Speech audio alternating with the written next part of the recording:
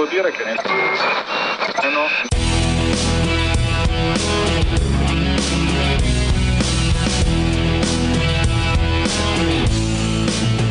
Hey there, everyone. Welcome to the show.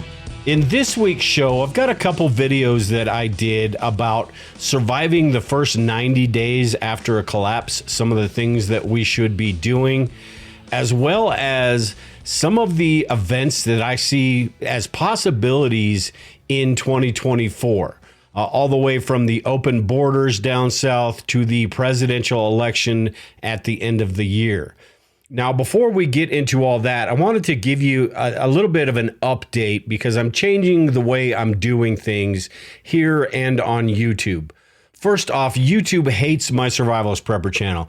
It massively restricts the reach that I get on YouTube. So what I decided to do was create a new channel called The Bug Out Location. And on that channel is doing pretty well. It's not getting restricted to the point that Survivalist Prepper was. And with that channel, what I'm doing, it's going to change how I'm doing the podcast and live streams and all of that. So I wanted to let you know how that's going to go moving forward. I'm not going to do the live streams every week like I have been doing or have been trying to do. I am going to do them periodically, but it's not going to be a weekly thing. What I plan on doing is sort of mixing the podcast with the new YouTube channel, The Bug Out Location, and I'm going to record videos over there and use them as for the podcast as well. Now, when I do this, I'm going to do them with the podcast in mind first. So I will record extended versions or longer versions of something, and that will be for the podcast. And then as for the video, it's going to get shrunken down because people just don't have the attention spans as far as watching videos that they do for listening to a podcast. So the podcast is going to be sort of the unedited version, and the YouTube videos will be shrunk down. Now, these videos I am going to play today, these are the shrunk down version because I recorded these before I decided that this was the route I was going to take. But they still are really good. They just don't have all the detail that I would put into a 1-hour show. So as of right now, that is the plan moving forward. Things are bound to change just like they always do. But I really am going to put a lot of effort into this podcast.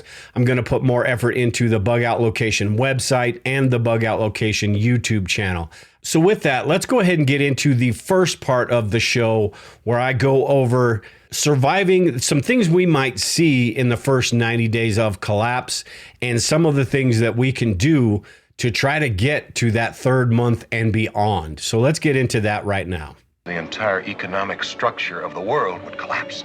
So over the last couple years, the concept of a collapse or large-scale SHTF event has become an urgent and pressing concern for many. The idea of a societal breakdown and the need for long-term survival planning is sort of shifted from the realm of the doomsday, the quote-unquote doomsday prepper, to a topic of mainstream conversation. Now, even though it's become more mainstream, an overwhelming majority of people still don't have enough food and water to last a week, maybe even less than a week, if supply lines and critical infrastructure are shut down. In this video, what I want to do is explore the timeline of a collapse, the types of events that may occur, and what steps we can take now to prepare for a prolonged period of societal breakdown. So a couple of things first. We don't know how these events might unfold, so predicting it is pretty hard to do. If the power grid is down from the very beginning, that could escalate the timeline of the different events in this situation. And vice versa, if the power remains on, it could change how things unfold over the course of time. So in the context of this video, a collapse refers to a catastrophic event or a series of events that would result in the breakdown of essential systems and services. This could include, but it's not limited to, natural disasters, pandemics, economic collapse, acts of war, EMPs, cyber attacks, or even declaring martial law, and quite possibly a combination of a few of these different events. The consequences of a collapse are far-reaching and can lead to widespread panic, shortages of essential resources, breakdown of law and order, and a complete disruption of daily life as we know it. So, to better comprehend the timeline of a large-scale collapse, let's examine the stages that typically unfold in the aftermath of a major disaster. So let's talk about the first couple of days, the first 24 to 72 hours. In the immediate aftermath of some sort of large-scale disaster or complex disaster, there's often a period of shock and confusion where people are really unaware or unwilling to look at the full extent of the situation. What they do in this period is they rely on the authorities and the emergency services that are supposed to be there to restore order. We have seen time and time again where that is not necessarily the case depending on the scale. During this time, our safety is the first thing we should have in mind. Avoid getting caught in the chaotic masses. Avoid having to go to grocery stores. Avoid as much as possible having to interact with these people that really don't know what's going on at this point. At the same time, we need to make sure that we do have our ducks in a row. And if we do need something or we do have the opportunity to grab a little bit extra, the first 24 hours is your window to do that. After the first 24 hours, and maybe even less than that, that window has closed. Think of this like the eye of the hurricane or the calm before the storm. Right now, you can capitalize on people's confusion and not knowing what's going on. With you having the foresight and understanding this could get a whole lot worse, you have an opportunity to seize on this moment and get your ducks in a row, basically. Decisions you make at this time are going to have consequences down the line. This is your window of opportunity to decide whether you are going to bug in or bug out. This is your opportunity to maybe go get some extra fuel, fill up your car, get some propane, get those things that need to be topped off. All these things that if you do have the opportunity can help your situation down the line. But again, you don't want to put yourself in danger by getting these things. That's why we prepare beforehand for situations like these. Another thing you should do in the first few days and even the first day is start communicating with your neighbors. If you have a MAG group, communicate with them or support groups or anybody that you're going to need to depend on down the line. Now, a MAG group is going to be a little easier because they have the like mindset, but with your neighbors, you're going to have to basically figure out who is friend and who is foe, who is going to be able to help you and who is completely oblivious about the situation. Also in this stage, you want to make sure you have what you think you have, and doing a quick inventory or going through your supplies and making sure you know where everything is, sort of getting organized and ready for what may come. By doing this, you also give yourself an opportunity if there are things that you thought you had but you don't have. This is your window to go out and get those. So don't let this window pass without making these critical decisions. Along with your neighbors and your MAG group, this will be your opportunity to get family members home, all on the same page, all in the same place. And it's important that we teach our family members and they understand the fact that if something does happen, this is their window of opportunity. That first day is their best opportunity to get home, to get where they need to be. Because after that, which will go on to the first week, everything gets a whole lot harder. All right, so let's move to the first week after a collapse. And as the days progress, this is where the initial shock starts to wear off. When they tell you not to panic, that's when you run! And the reality and the severity of the situation becomes more apparent for those that were thinking that, oh, this is just a temporary thing, everything's going to be fine, the government is here to help. Basic services and supplies could begin to dwindle. This leads to panic buying and looting. By this point, at the first week, you may be looking at a situation where there's really nothing left to loot. But again, that depends on how quickly this scenario escalates. Law enforcement, emergency services, the first responders, hospitals will all become overwhelmed. And the declaration of martial law becomes a real possibility at this point if things are getting so far out of control that the government services can't handle the situation. In this type of situation, it's really crucial to remain vigilant and adapt to the changing circumstances. This very well could be the most dangerous time because of the uncertainties and because of the unknowns and the people, maybe not necessarily you and your family, but everyone else out there that will just have no idea how to handle a situation like this. And depending on what caused this collapse, what events together caused this disaster, ATMs, credit card machines might be useless. The grid might be down, which means that the money in your bank is inaccessible. So the cash that you will have on hand is basically what you have. And at this point, after a few days, you don't even want to risk going out in the first place. So you should have everything you need by this point. And if you don't, you're stuck with what you have. At this point, the roads will be jammed. And this could be even less than a week. But the roads will be completely jammed, and getting anywhere is going to be nearly impossible. Getting food from the grocery stores is going to be impossible. Getting fuel for vehicles is going to be impossible. And just going out in the first place is going to be very dangerous. What we need to do at this point, and hopefully we are where we are going to be for the duration of these next few months, is to secure your property and your home. People, once the grocery store shelves are empty, once there is no fuel at the gas station, once these people can't get what they need because they failed to prepare beforehand, they will find other places to get what they need. And that means people's homes. So this is an opportunity to secure your home. And I've talked about in the past where there are two different types of home defense. You've got home defense in normal times when there is law and order, and you've got SHTF home defense.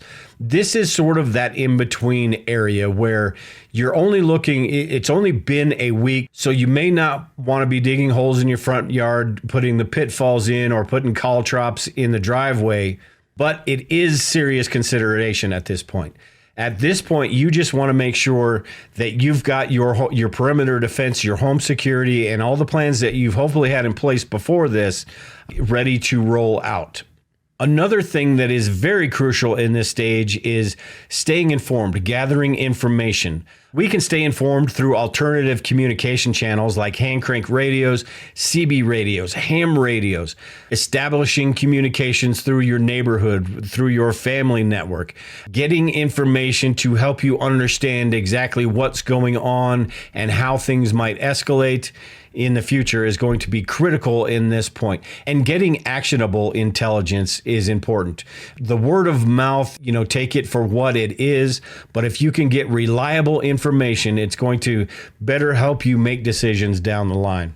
So this stage is basically all about defenses. Your home security, your neighborhood security, you're building a mutual assistance group, which will help you with defense, and staying informed about how the situation is unfolding. So moving on to 2 weeks or 3 weeks after some sort of collapse, large-scale disaster, this is when crime, looting, violence, all of those things are going to be at their peak because people will be absolutely losing their minds. Pharmacies and everything has been looted at this point, and people will start to form groups or gangs. Some of these will be good, some of these will be bad. Criminals are going to band together to get what they want, and neighborhoods are going to band together to protect themselves from those people. And this is one of those things that a lot of people just think is just absolutely far-fetched. But it really is important to be prepared for a situation like this. We are only talking about a couple weeks after something happened. But if something does get to this point where it's lasting a few weeks or a month, things are going to escalate quickly. It's also important to note too that in these few weeks, this month period, there are going to be a lot of people that just aren't around anymore. And unfortunately, that could include some of us as well. People on medications are going to have a hard time getting their medications. You are going to see people that are dependent on hospitals and medications start to sort of disappear, I suppose, in this time frame right here. You are also going to see quite a bit of death from crime and violence as well. You are going to have people who are starving, maybe not starving to death at this point, but hungry people are going to do whatever they need to do to get what they need. And that will lead to quite a bit of crime and violence, which in turn will lead to quite a bit of death. Although I'm not sure we're talking full-scale die-off in the first few weeks. So the solution for us in this period is to make sure that we have all the plans in place beforehand. The things that we do today are the things that are going to be important in this situation. All the learning that we do, all the supplies that we buy, all of these things are for a situation like this. To be able to stay out of sight, to hunker down and not have to deal with these people until you have to deal with these people. And as this continues on into the third week or a month, this is where the proof meets the pudding. All of your planning beforehand, how well you've set up a mutual assistance group or a community, how well you've weathered the storm, that is all going to be a huge factor on whether or not you even get to the third week. And this is also the point where you start thinking about the long term.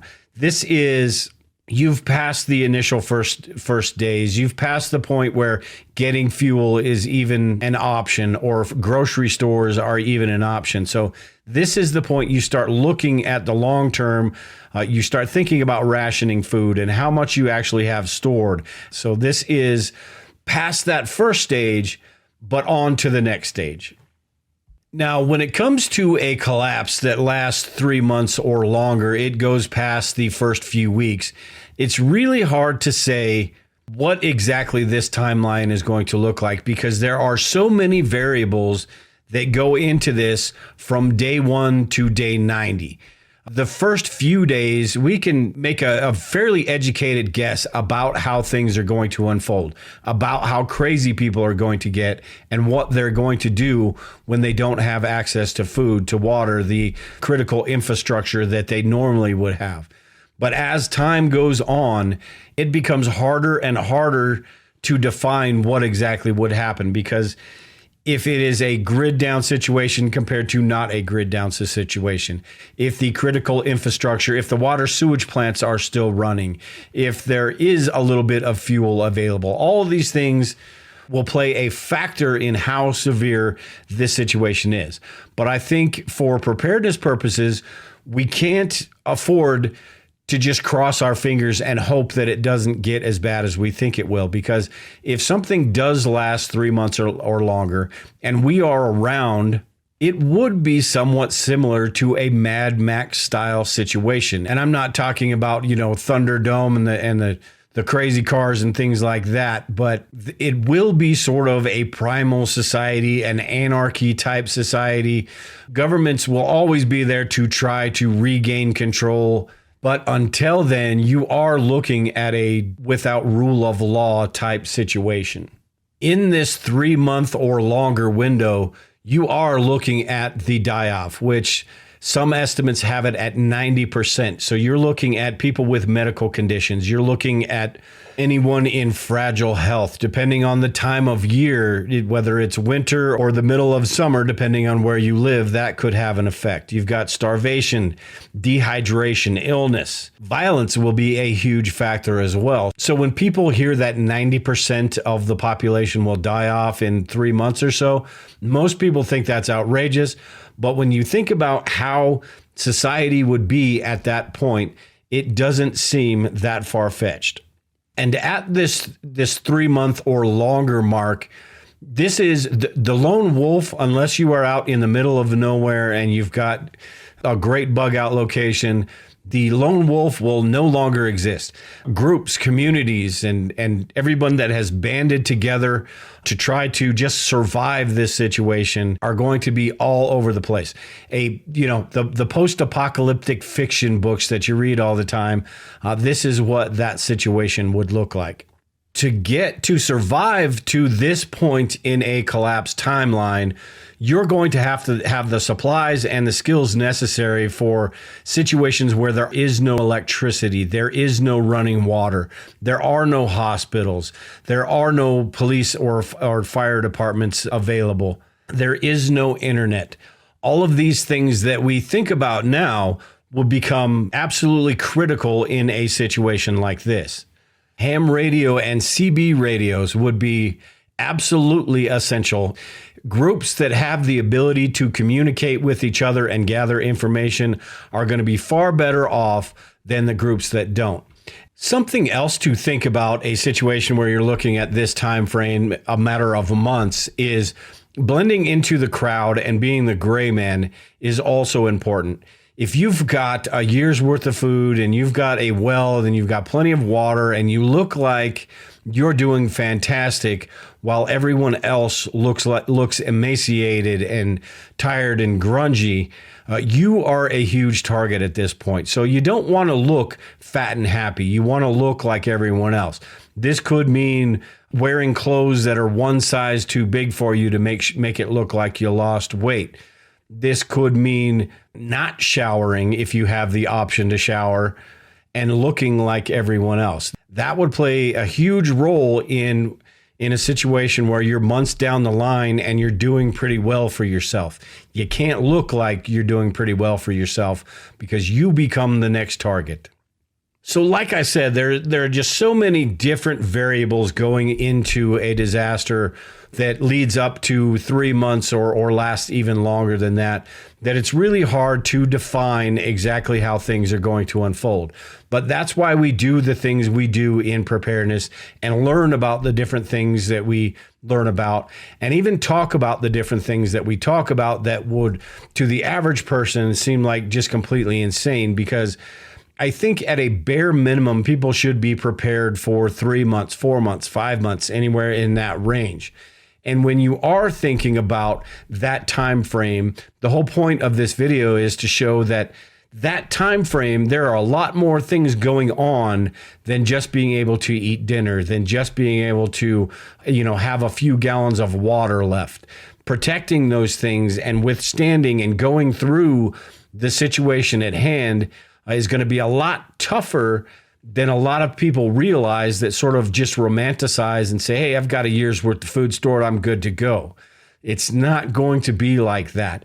A situation that does last that long to this scale that we're talking about today is going to be a difficult situation to survive, regardless who you are and regardless what you have. Unless, that is, you are Mark Zuckerberg with a bunker in Hawaii, and then you're probably going to be okay. But for most of us, that is not the case. So thinking about these things, doing these things, and being proactive about all of these different areas of preparedness is absolutely critical when you think about surviving a 30-day or longer collapse type event. All right, so that's it for that one. And like I said in there, getting to 30 days in an event of this scale is not going to be a cakewalk by any means, regardless of what we have stored. Some sort of large-scale collapse type situation, there are just so many variables that it's really hard to say what goes on past a month or so.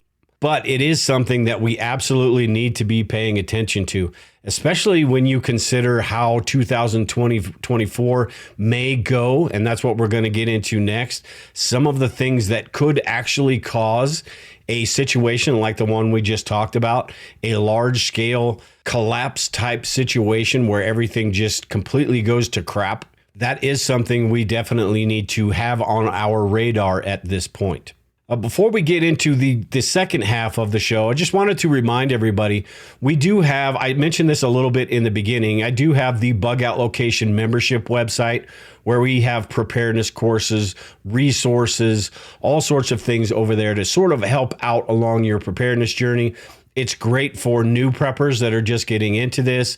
And we also have the community at members.survivalistprepper.net, which is a fantastic community. And it's great for not only just the beginning prepper, but the prepper that's been doing this for a while that wants to network and interact and ask questions that are beyond the basic things. So it's a really cool group. The website is really great. I'm working quite a bit on that to try to complete the courses and add more things to it, more resources, and a lot of different stuff. But if you're interested in that, make sure and head over to thebugoutlocation.net or thebol.net. Have a look at that, check that out. Or you can just go to members.survivalistprepper.net and you can join the group for just $2 a month. It helps support the show, helps me continue what I'm doing. If you're not really interested in the bugoutlocation.net membership website, you can just join that private group for $2 a month. It's a really fun, really fantastic group. But with that, let's go ahead and get into part 2 of the show, where I go over some of my thoughts on what we may see in the year 2024 and even beyond. Now, like I said earlier, this was a 15-minute video, so there's a lot of detail in here, especially since it's on YouTube, that I couldn't go into, but I'm going to probably go into each of these topics in this video in further detail later on or as this year progresses. But let's go ahead and get into part 2 of the show here, talking about some of the things I see happening in 2024. Merry New Year! Happy New Year. In this country, we say Happy New Year. While the last few years have been a roller coaster ride, to say the least, 2024 could be the year that takes the cake, and I mean that literally. The question is, will it go their way or will something stop it? And I think that either way we lose. But will we lose the battle or will we lose the war? Meaning, will we force change, accountability, and a little bit of rationality in this clown world that we're living in? Or will we continue on being led like cattle to the slaughter? That, I think, has yet to be determined. Over the past decade, we've seen what happens when you go against the machine. And we've seen how brazen they become, feeling like they can do whatever they want. And to this point, they actually can. In this video, I want to go over 5 possible scenarios that could turn 2024 on its head. 5 situations that could have an impact far beyond 2024. But before I get into what's possible in the coming year, I have a question. Why are the elites preparing, and is it something that we should really even care about? Quite a few million and billionaires have been building bunkers and preparing lately for something that they helped create, by the way. But I'm not sure it will actually, quote unquote, save them like they think it will. There is a lot more to being prepared than just having a bug out bag, having food storage, or having a nice 5,000 square foot survival shelter. To me, I have the feeling that these bunkers that these super rich people, these elites are building, are going to belong to somebody else shortly after the S hits the fan. Now, who really knows? Maybe they've hired some prepping consultants and they're doing things right and they are thinking like a prepper, but I highly doubt it. At any rate, leave a comment below and let me know what you think. Is it something we should be paying attention to? Is it just rich people doing rich people things? Or is it rich people doing rich people things because they have a little bit of inside knowledge or they see where everything is headed? Curious to see your response. So let's go ahead and go over the 5 things that I think are a possibility, a big possibility this year that could really turn things upside down. And I'm going to leave the biggest one for last, the one that I am the most concerned about in 2024. But let's start with the big one that has been on my radar for years, and that's inflation and spending. Spending has been one of these things that has been on my radar for over a decade now, and it just seems like something where the can just gets kicked down the road time and time again. And just when you think you can't go any higher, they go higher and business goes on as usual. When you look at the usdebtclock.org website, you can see here that at this time of recording this video, our national debt is $34 trillion. This is, it's just astronomical. And when you look even lower, you look at the unfunded liabilities we have, we're looking at $97 trillion. That is absolutely insane to me. We are at the point in this country where you see on this chart here, $726 billion that we are paying per year on interest alone. That number is absolutely astronomical to me, and I just can't see how that is sustainable. But that also goes into the other concerning trends that I see as far as inflation and spending, and that is the CBDC, the central bank digital currency. I think all of this has to come to a head at some point, and the rollout of the CBDC is absolutely inevitable.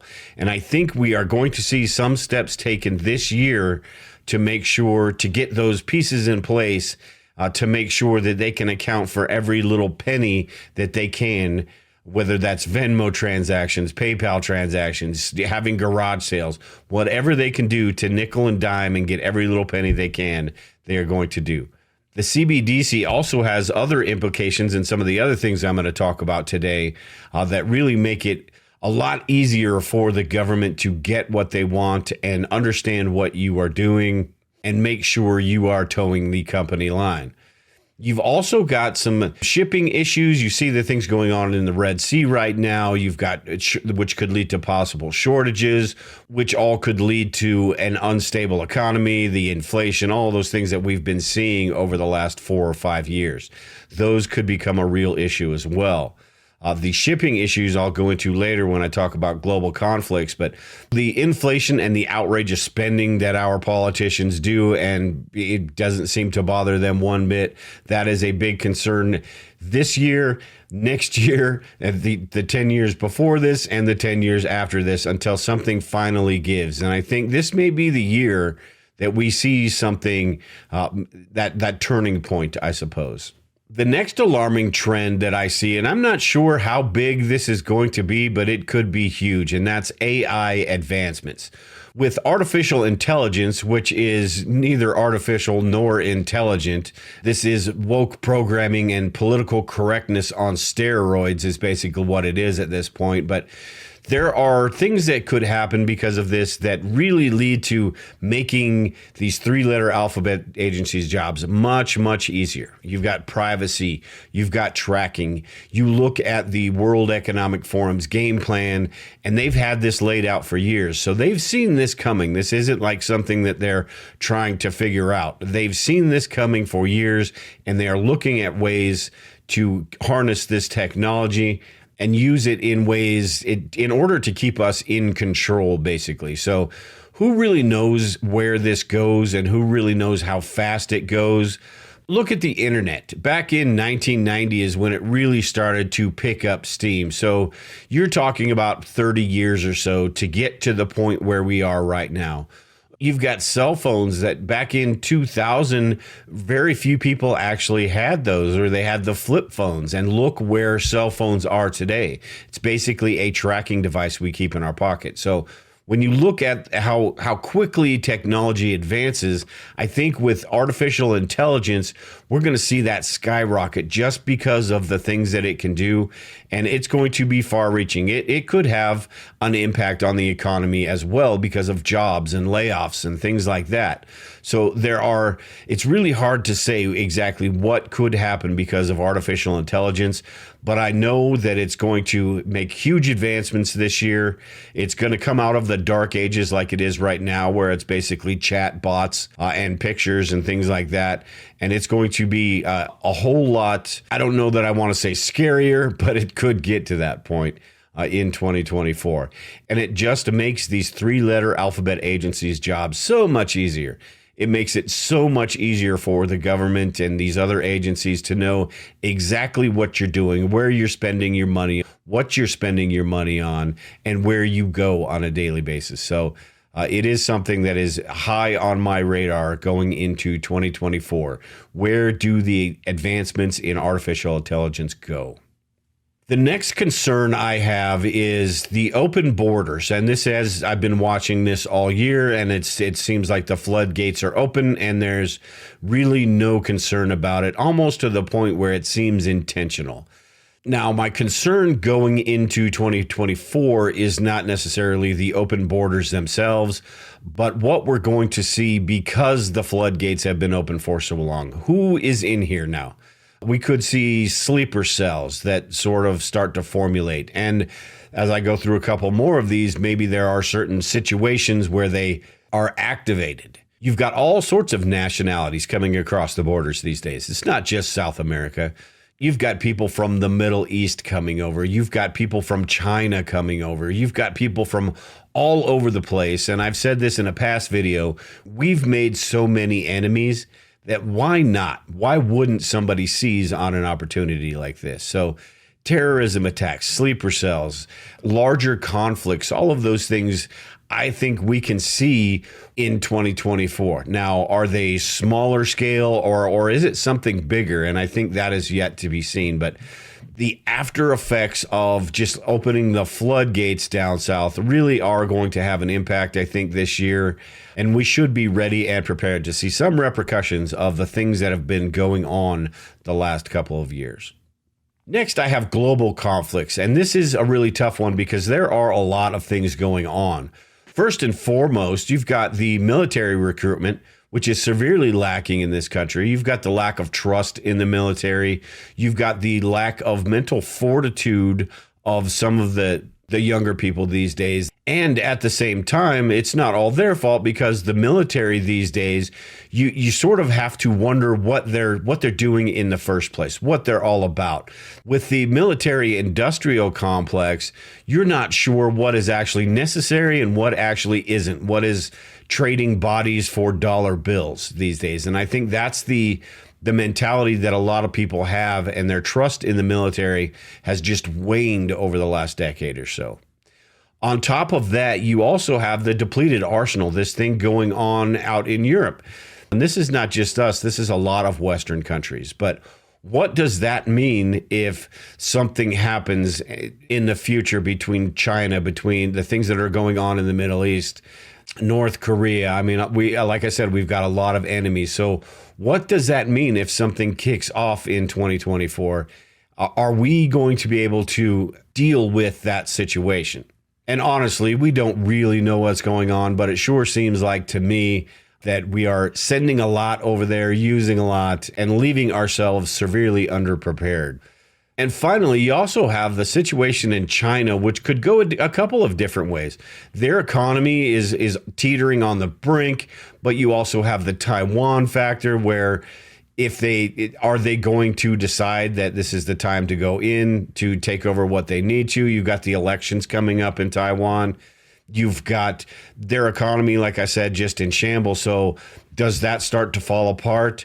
It's just hard to say because China is such a question mark, but does have the potential to be a large disruption. You know, North Korea may not be all that bad unless they launch nukes, but China would be a huge issue. And who's coming along with them? If it's China, it's possibly Russia, it's possibly Iran. You've got things going on in the Middle East right now that could kick off in 2024 as well. So just so many moving parts to all these global conflicts, whether some of them are intentional and some of them are not. There are a lot of things going on that we should be prepared for.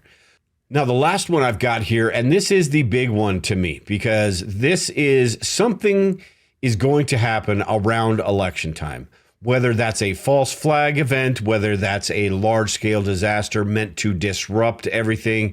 Something is going to happen. And I've got to be careful on YouTube and not to go into too much detail about my thoughts on this, but around election time, it is going to get pretty crazy, I think. There are a bunch of possibilities and a bunch of scenarios that could happen. You've got everything from the minor stuff like dirt on politicians to full out assassinations that could be a possibility. And honestly, I'm a little surprised it hasn't happened to this point, but we'll see how 2024 goes. You've also got, leading up to the election, you're going to have that crackdown on misinformation, just like we saw last time, where there are certain things you're allowed to talk about. There are certain things you are not. You've got everybody already pitted against each other. So that is going to go into hyperdrive.